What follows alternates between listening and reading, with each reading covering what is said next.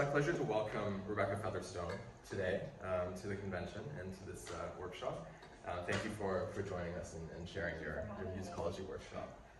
Rebecca comes to us from the Toronto area, where she has revolutionized online teaching. And we look forward to your informative and engaging session. Wonderful. Thank you so much, and thanks for being here today, everyone. This is so exciting.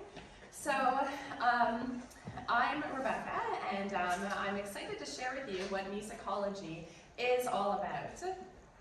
Are you ready? This is my lovely assistant, Natalie, here. But first, let me introduce myself. So, I'm a piano teacher with over 2 decades of teaching experience.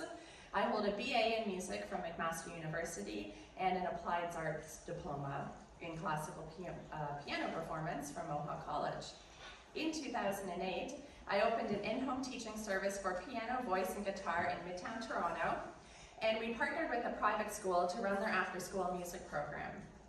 At the beginning of the pandemic, I had the amazing opportunity to have a video conference platform built specifically for teaching music online. As we all know, the arts are a severely underfunded area of education, and I'm proud to have taken the leap into this journey from piano educator to tech startup CEO.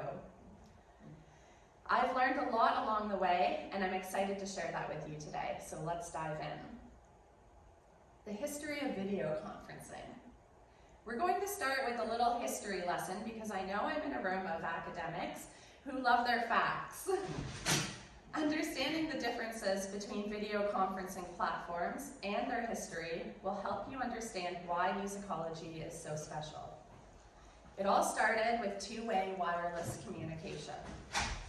Like walkie-talkies, where you have to wait for the next person to finish before you had your turn.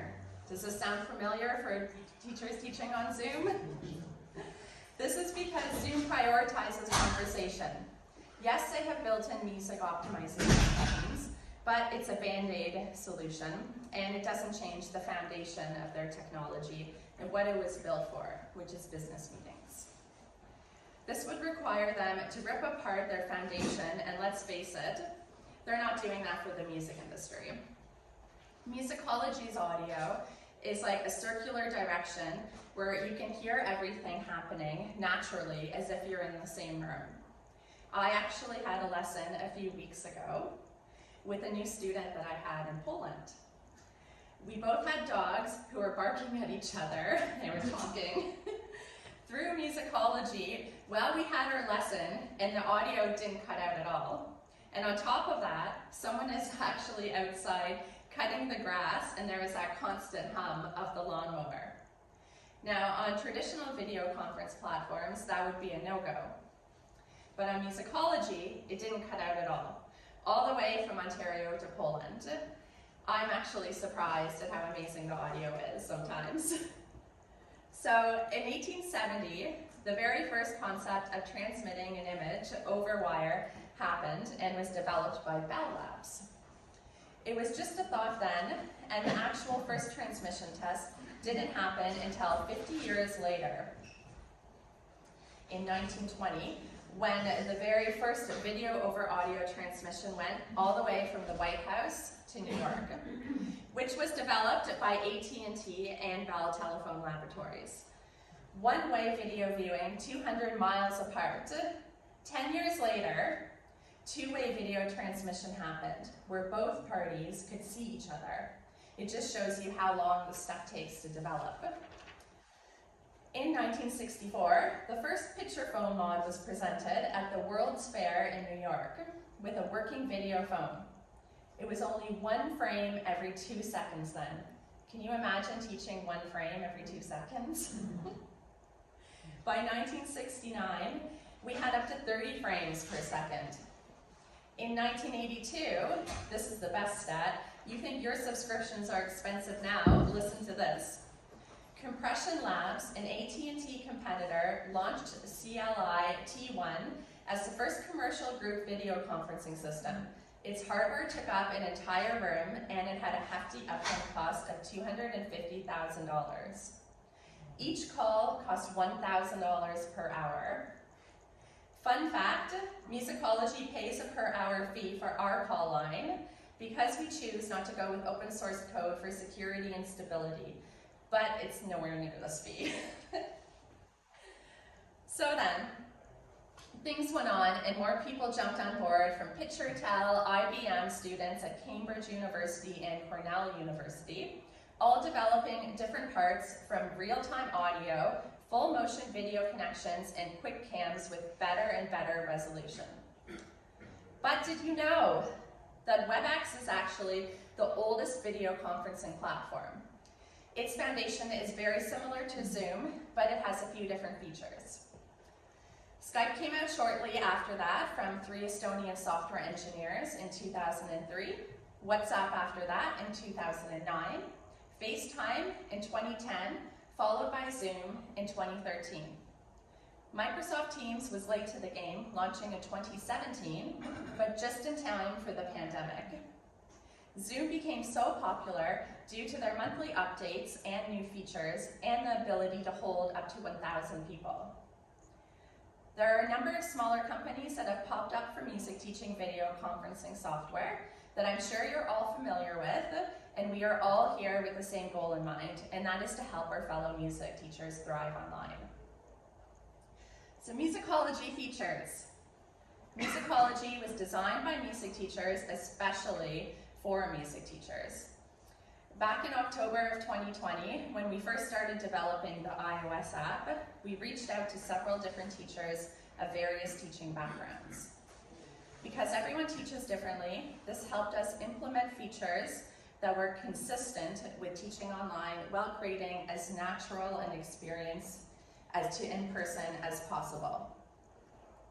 Of course, our primary focus was audio and video, and the ability to capture all audio frequencies that came through. But we also wanted to focus on features that were kid-friendly and accessible to students, as well as to teachers.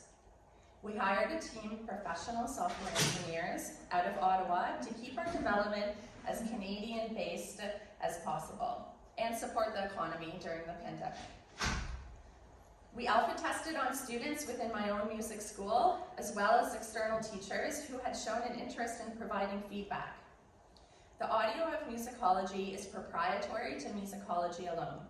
That means that you cannot find our audio code anywhere else. In addition, for security reasons, we did not build on open source software available like Jitsi. We use a secure call provider that is trusted and used by Fortune 500 companies globally. The feedback we have received about our audio code is that it works surprisingly well in rural situations, which is of course very relevant in the Canadian context. You can even take your lesson in a cornfield. Most families do not have quiet households though. I know this because I have 2 little boys myself and 2 noisy dogs. Lessons are often at dinner time when parents are making noise in the kitchen near the piano. With Musicology, the audio will not cut out with background noise. You can continue to teach as you normally would in an in-person lesson. I've actually had my own dogs chewing on squeaky toys during a lesson and the audio never cut out. Now the internet is also important. I wish that we could do something to fix people's internet, but sadly, no software can handle that sort of magic. We will dive into some important tech tips at the end of this presentation though. So one thing I noticed, while watching my then 6-year-old struggle with online learning during lockdown, was that the systems he was using for his classroom were systems that were built for adult business meetings. No wonder kids struggled online. For this reason, it was a priority for me to make the entire platform of Musicology that was teacher-controlled, yet student-enabled. So these features include the following. We have a whiteboard that you can upload scores of music or theory onto both teacher and student can draw on it together. This is especially useful since we cannot point to the music while we are teaching online. Our mouse can be seen on the student side, bouncing from note to note, and you can circle a group of notes very easily. Theory is a breeze with the whiteboard too. With younger students, You can have them fill in the blanks of books like Piano Adventures. I have a subscription to the Piano Adventures Teacher Atlas, which is fantastic. And then my students have the books. So I take a screenshot of the page they're working on and I drag it over to the whiteboard for us to work on together. With younger students, after we complete a theory page, we will often have a scribble war, and we'll color the entire page and fill it up. They love doing this. This just, I can't think of any piano teacher that I've ever had that let me scribble all over my music. The beauty of online is that you can easily clear the screen after and have a fresh, clean page again.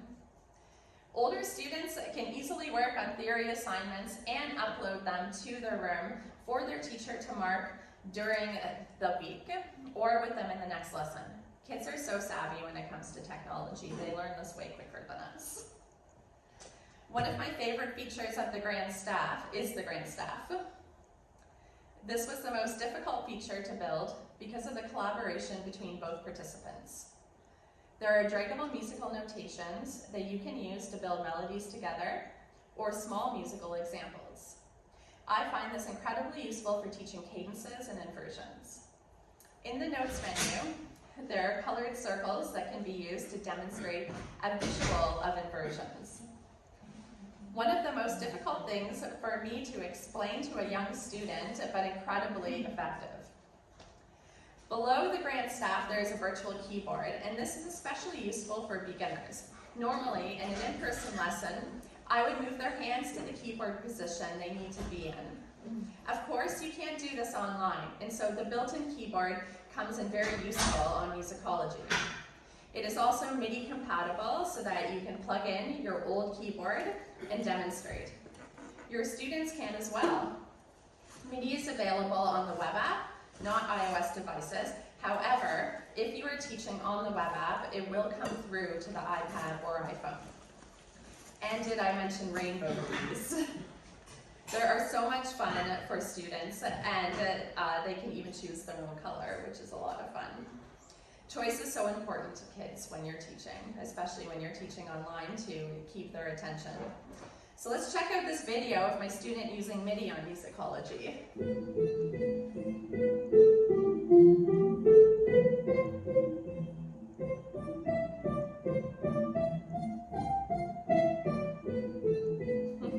It's actually my son. And he takes lessons on Musicology. He was playing a duet with his teacher. He loves that boat song. So the metronome is pretty neat as well. The audio is pushed from the student side and mixed in with teacher's audio behind the scenes so that you hear exactly what they are playing or clapping with. You're not going to have to worry about the latency there. We even included some cat and dog sounds, which some kids enjoy, even if the teachers don't. And emojis. These are the biggest thrill for students. They may seem silly to us, but kids of all ages love them, even teenagers and adults. They are large and they are animated and they explode across the screen. We update them every few months seasonally, and it's so much fun for the kids to send emotional reactions to their teachers. But don't worry, there's a lock button so you can lock out those little emoji happy fingers. Our mascot has become the rainbow poo emoji, which was designed from scratch by one of our developers, especially for Musicology. The boys love this one. Let's talk about student rooms now. So Musicology is a one-to-one platform. You're probably wondering why we don't have group rooms on our platform yet. This is because we want the lowest latency possible. And when you have a group room platform, you have to send information through a server, which adds additional latency. Now, we do plan on building in group rooms in the future as a separate build, and we'll have a date for that. We don't have it yet, but we'll be sure to announce it once we do. For now, we welcome teachers to support us and make use of the platform for your private lessons, as it is the absolute lowest latency you will find out there. Back to student rooms. So each student or family has their own room, and we do not share or store any student's information. Because of this, we are COPPA compliant. We also don't keep any teacher's information without their permission. For this reason, we are GDPR compliant. Both of these acronyms are just long explanations for meaning that we are a company that does not take users' information and sell it to advertisers. Most platforms that are free will do this. This is why Musicology has a small monthly subscription fee of $20 US a month. We sell in US because it's a global platform, even though we're Canadian. So each room is built for the student by the teacher, and an easy to remember code is designed. The teacher then takes this code and sends it to their student along with a little onboarding email, which we have templates for on our blog. It's also very simple to plug into the student's code into My Music Staff if you use this to manage your studio. Simply write it in the public description, set a location as Musicology app, and modify your reminder email with placeholders for both of these things. Here's an example of that. If you are a planner, you can upload files to your student's room in the teacher portal too. Clicking on the room in your room list will open up a page where you can either drag that file in or upload from your computer. It's so easy. When you're ready to teach, you click on the little people icon at the top left of the screen and click on the room. We recently added in a notification feature to show when a student is online and waiting, so that you can stay in your current room until your student is online for the next class and bounce back and forth from lesson to lesson. You don't need to log out, you just end the call and then you click on the new room. Musicology allows for multi-cameras as well. Whatever your OS will accept, Musicology will. At the top right of the screen, there's the plus sign labeled Toggle Video Options. Inside of this menu, there's a next camera button where you can rotate between different cameras you have plugged in. It's extremely useful for having side views and overhead camera views. You can also use OBS too. Screen share is the world icon at the bottom left of the screen, and it's a basic Google Chrome screen share. Currently, screen share is available web app to web app, so if you love to share your screen, make sure to ask your students to join using a laptop or Android device. You can share your audio easily, or even an iPad via QuickTime for Apple users, or Lonely Screen for Windows users. That's an app to share your iPad on Windows. If you teach guitar or ukulele, there's also a fretboard similar to the Grand Staff feature. So now that we have learned all about the features of Musicology, let's take a look at what a lesson looks like. This is a student of mine who has had a very short attention span. Like, you can just see it in his eyes there. For some reason, I always get the rowdy boys. You can see in this video that he is very engaged with the lesson and interacting with me through the screen. I think if we were working on any other platform, he likely would not have continued. So let's check those out. We're going to start on middle C. Do you remember where middle C is? Let's find it on the Grand Staff. Can you show me middle C? Let's hear you play it. Now show me on your piano. Where is it? It's the same sound. Close your eyes, Spencer. Now I want you to try and find the sound middle C on the piano. No, on your real piano. Oh, you're close. It's lower. Go up one. Keep your eyes closed. Do you hear the sound? Wait for me. 1, 2, ready, go.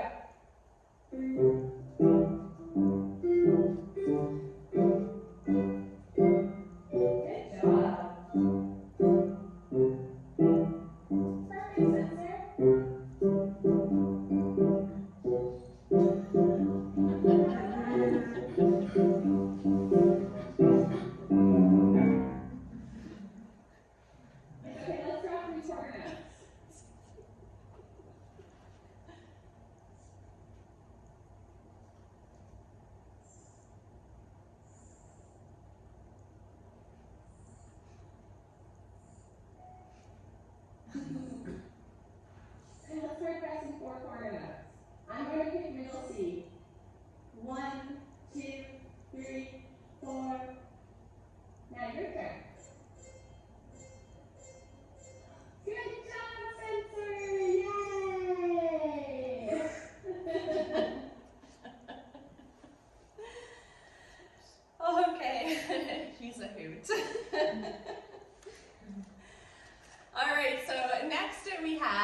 probably the most important subject out there is tech tips.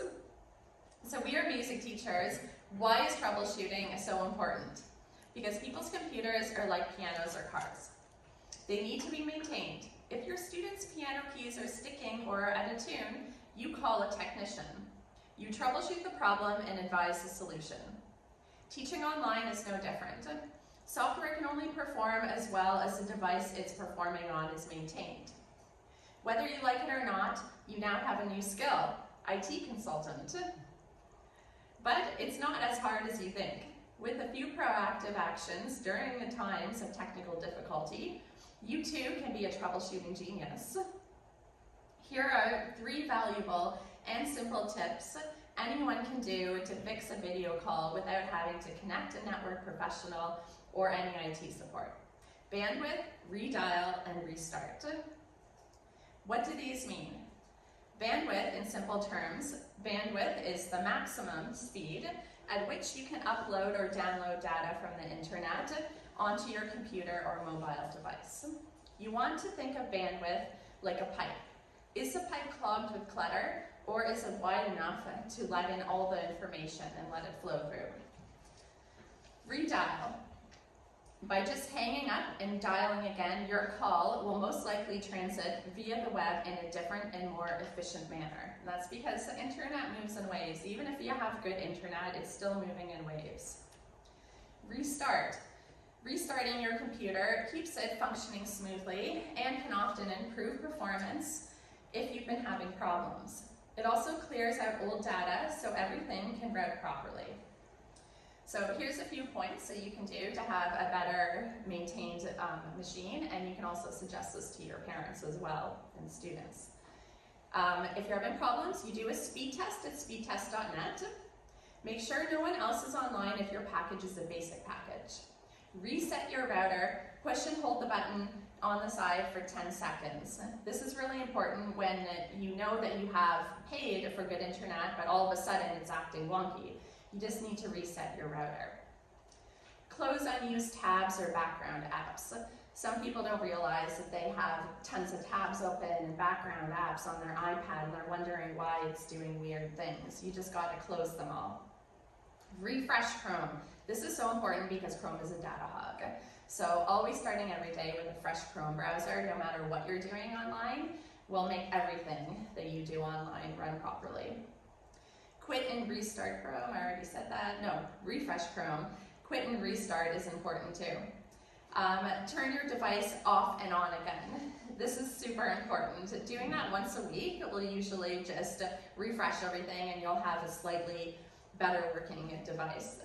Check for updates for your iOS, OS, or Chrome. Always stay up to date. If your router is more than 4 years old, call your provider for a new one. They usually give this out for free. So, what is ping and what does it mean? You're probably used to doing internet speed tests by now and know a good upload and download speed when you see it. But what about ping? Ping is really interesting because it comes from sonar terminology from submarines. The sound that the submarine sends off in a sonar wave, think of the sound of ping, ping, ping in the submarine. To an object above it, then it's measured in milliseconds to determine the distance to, say, land or another floating boat above. Another way of imagining ping is when astronauts first spoke to the man who landed on the moon. The men, sorry. Earth would ask them a question, and there would be a delay before the astronauts would answer. This terminology was then adapted to the technology we use today over the internet, ping. It's the measure of latency between you and your student when you teach online. A lower ping number means you will have less latency, which is exactly what you want when teaching online. An ideal ping number for teaching would be under 10 milliseconds. So, what happens if you're teaching and notice that there's more latency than normal? Your first step is to do a speed test at speedtest.net. This is the most accurate website to test internet speed. If you test it on Google, it'll say your internet is good, but that just means it's good for browsing. It doesn't mean that it's good for video conferencing. If you notice that your ping is high, here are some steps that you can do to solve that. Remember that it's not just about the teacher's connection. The student needs to adjust their end as well, but it's really simple to do and should last for future lessons, so don't fret. So, number 1, if the user has a basic internet package that only allows for one person to be on the video conferencing platform at a time, ask if anyone else is online and if they could disconnect for the duration of the lesson. Number 2, reboot and reset your router. Data can get cached on routers and they need to be rebooted every once in a while. For me, this is about every 2 to 3 months. Just unplug the router for 1 minute and then plug it back in. Number 3, how old is your router? If it's more than 4 years old, call your provider and they will give you a new one, usually for free. I know this is the case with Bell for sure. Number 4, manage storage and data. Check how overloaded your device is and follow the system prompts to clear out old data. If you're unsure and it's not an automatic thing for your device, then Googling will usually give you the quick answer. Google has the answer to everything. This goes for laptops, phones, and tablets. Often a quick solution is to turn the device off and on again. Number 5, turn off auto updates while teaching online. This will slow down performance.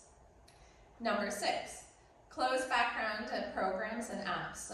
This is especially important for video conferencing. So if you use Zoom as well as Musicology, you want to make sure the program is quick when you are running Musicology, because programs like Zoom or Teams will prioritize the audio and video that was previously used. So Musicology is really a simple solution for teaching music online with all collaborative features, low latency, full duplex audio without the need for extra accessories. We are here to support our fellow teachers and students as they navigate through the technological era that is moving so quickly right now. Please feel free to reach out anytime to support@musicology.ca, and we will do our best to help you. It's been a pleasure speaking with you today. Please visit our booth for more information and some special promo codes. There is a 30-day free trial for you to test the platform with your student. This summer is a great time to do that. And I welcome your feedback.